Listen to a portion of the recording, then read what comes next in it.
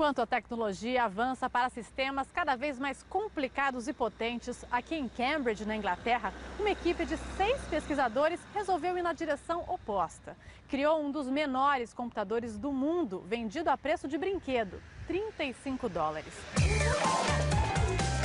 Tudo para incentivar crianças a aprender sobre programação e assim criar uma geração de especialistas que não só senta em frente ao computador, mas domina os bastidores do mundo virtual. É o que você vai ver no Globo News Ciência e Tecnologia de hoje.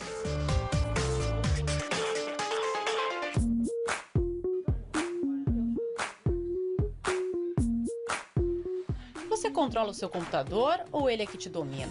A maioria dos usuários sabe lidar com os programas básicos: navegador, processador de texto, centro de mídia, mas na hora em que a máquina pifa ou dá erro, corre para um especialista. Nem sempre foi assim. Os computadores de antigamente exigiam mais esforço. Era preciso saber um pouco de programação para mexer na máquina. Na Grã-Bretanha, as crianças aprendiam a lógica da informática na escola. Usavam o BBC Microcomputer System, mais conhecido como BBC Micro. Foram lançados 9 modelos nos anos 80, todos destinados à educação. Era possível criar os próprios jogos e, de quebra, se tornar um especialista em códigos e funções. Só que o BBC Micro não acompanhou a evolução da tecnologia e acabou ficando para trás. As aulas de programação foram riscadas do currículo, um prejuízo sentido até hoje. Até que em 2006, um grupo de 6 cientistas de Cambridge se perguntou: como seria o BBC Micro de hoje? Um momento de nostalgia se transformou numa potencial revolução, o Raspberry Pi, um computador do tamanho de um cartão de crédito vendido a $35, o equivalente a R$70. When you bought a computer 30 years ago, the natural thing to do with it was to learn to program with it. In fact, if you go back just a bit earlier than that, that was the only thing you could do with them. I guess children viewed a home computer a bit like a Lego set. Is what can I do with it? What can I create with it? Rather than what game can I, or what content can I consume? So it was really trying to recreate some of that situation where the natural thing to do was think about what you wanted to create with Raspberry Pi rather than just what game you wanted to play. And I think, and create something that's cheap enough, so the price of a textbook, so that anybody who wanted to own one could own one. That was the other thing. So ownership's really important.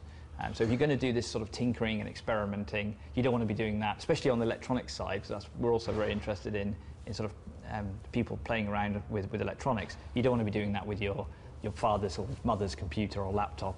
You want to be able to do something that, in a way, is disposable. Como foi possível criar um computador tão barato?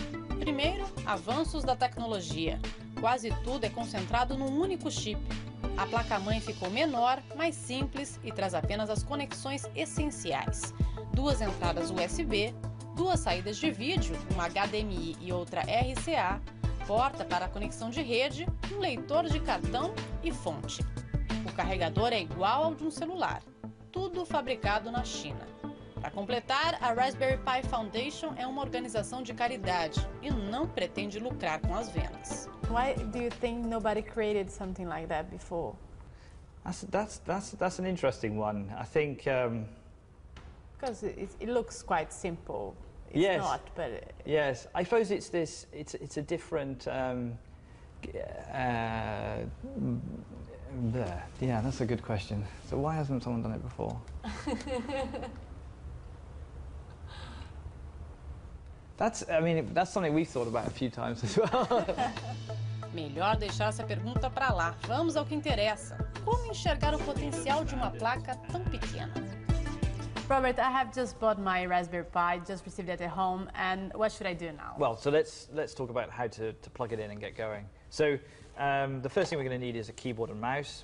Standard keyboard and mouse with USB connectors, and we just plug those into the sockets here, like that, and like that. Then we have two choices. We're going to display a picture on a monitor, so we either use the HDMI connector for this sort of LCD monitor, and if we had an older style television we could use the composite output, but today we're going to use this HDMI output. Another thing we need to do before we get started is plug in an SD card that has the operating systems and applications we're going to run. So this has everything. This has all the software we need to run Raspberry Pi. Which operating system is it? So this is it's based on the Linux operating system. And the last thing we need to connect, obviously, is power. This comes from a standard mobile phone charger with a micro USB connector. So we just plug in the power, and we should hopefully see something on the monitor. The lights come on, and there we go. So this is just the operating system warming up, if you like.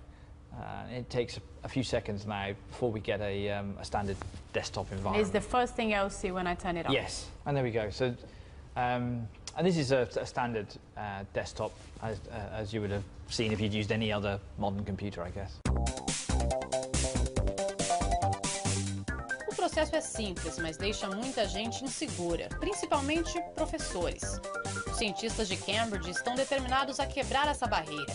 Eles querem fazer do Raspberry Pi uma ferramenta de educação, um computador barato para que as escolas ensinem os alunos a programar. A intenção é nobre. O problema é que as aulas de informática de hoje não incluem mais a criação de programas ou jogos. O foco são os softwares do dia a dia. Word, PowerPoint, Excel. É como se as crianças aprendessem apenas a ler e não mais a escrever. Mas nem tudo está perdido.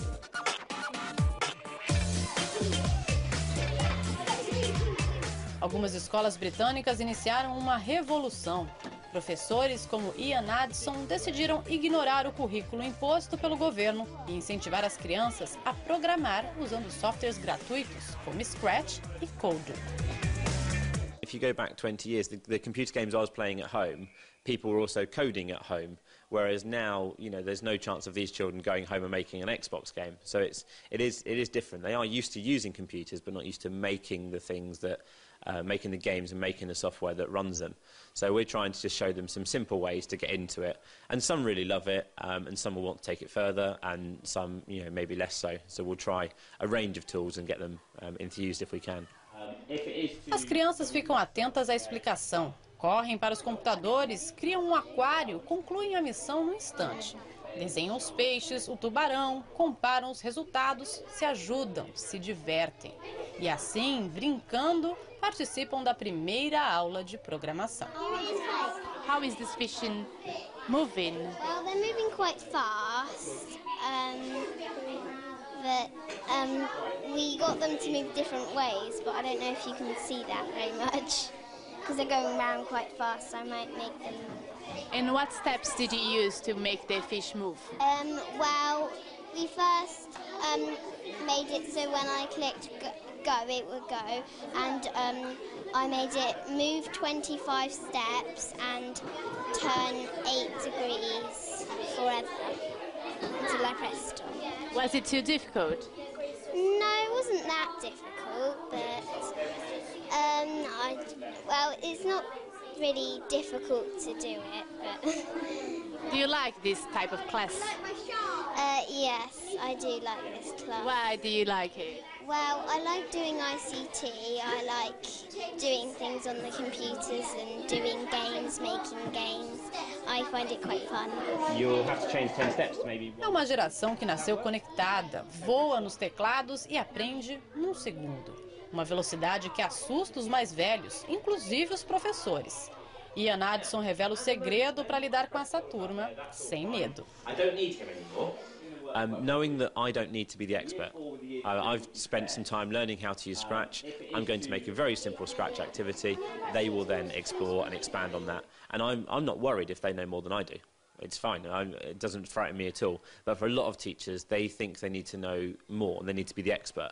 Whereas I'm quite happy not being the expert, but I can Google it and find the answers if I need to. I'm happy letting them lead the way and them, you know, show me extra things. And if it comes to it, they can stand up in front of the class and then show them how to do extra bits as well. So I think that's the way to do it. We'll all learn together.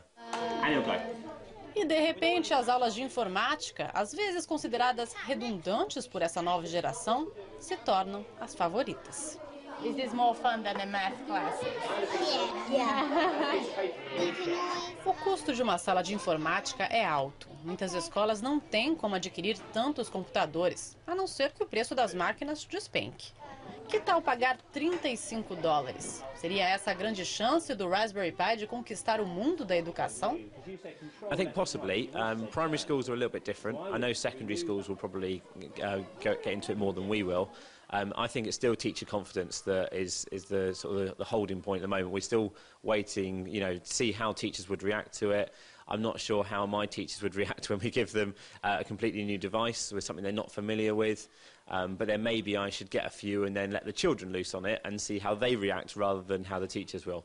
But it's something we'll look at. And I've had children ask me about, if we're going to get any yet. So maybe in the next couple of months we'll order some and see what happens. O Raspberry Pi pode representar a solução. Desde o lançamento em fevereiro deste ano, já foram vendidas 300 mil placas, a maioria para programadores profissionais, gente grande que tem ajudado a melhorar o produto. The initial plan was to make a small number of them, give them away at open days, and then we thought the developer release we might sell a few thousand boards. It really was. The plan was just to provide them to developers to help us improve the platform. But of course, we brought down the distributor's website on the first day, and we had hundreds of thousands of orders in place in a few weeks. So, real success disaster, as we've called it many times, which is great. But we've come a long way since that release as well. So the platform's getting more and more refined, and we're moving towards sort of an educational release, which will be a little bit more polished, come with a manual. There's an array of cases that are available now, which perhaps some sort of case for a school environment is sensible. Esse é um ponto crucial. Não adianta vender a placa solta para professores inseguros. Eles esperam que o Raspberry Pi venha com um manual e sugestões de como pode ser usado na sala de aula. Mas até que isso aconteça, a comunidade acadêmica segue desconfiada, resistente à novidade. Isso não impede o sucesso do Raspberry Pi. A placa conquistou os inventores do planeta e começou a ser incluída nos projetos mais diversos. Tem gente que usa como gerenciador de mídia, os filmes ficam ótimos até em HD. Outros fazem música. E existem aqueles que preferem mandar o Raspberry Pi para o espaço, em busca de belas imagens. O entusiasta Dave Ackerman amarrou a placa a um balão meteorológico e acompanhou a subida ao vivo por imagens enviadas pelo mini computador. Não se trata apenas de criatividade. Alguns empreendedores pretendem lucrar com produtos feitos a partir do Raspberry Pi. É o caso de Shu, uma impressora de fotos sem fio. Não é necessário pedir nenhuma autorização especial ou licença para usar o Raspberry Pi em projetos como esse. A única exigência é que no pacote o fabricante inclua o nome da placa. E se as vendas forem um sucesso, considere doar uma pequena fatia dos lucros à Fundação de Cambridge. Só que nem todo mundo é gênio. Para os iniciantes e principalmente para as crianças, o Raspberry Pi traz 2 softwares de programação.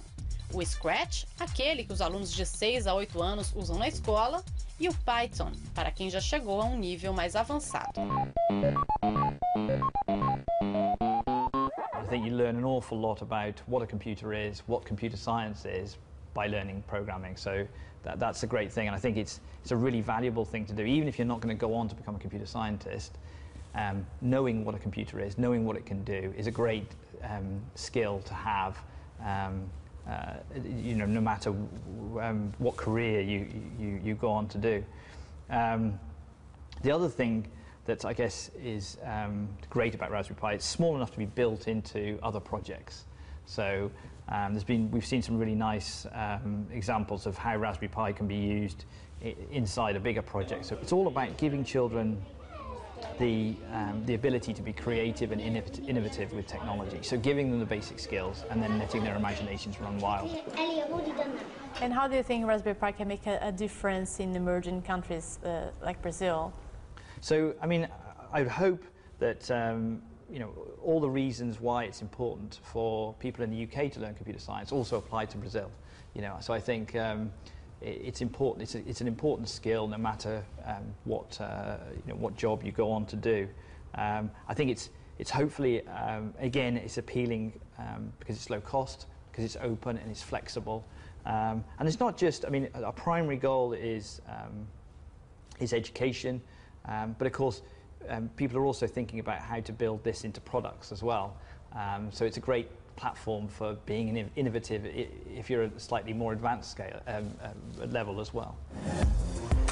Não adianta pensar que o Raspberry Pi vai competir com o computador que você tem em casa. Fazer tarefas simples, como abrir uma página na internet, pode se tornar um exercício de paciência.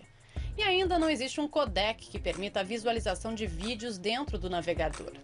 Iniciar os programas também leva tempo. São segundos, mas parecem uma eternidade para quem está acostumado com a resposta quase imediata das máquinas. E não é só a lentidão que incomoda. O visual de uma placa desprotegida deixa muita gente com medo de colocar a mão. Parece que vai quebrar a qualquer momento. A saída é comprar um estojo. Já existem vários modelos à venda, feitos por designers do mundo todo.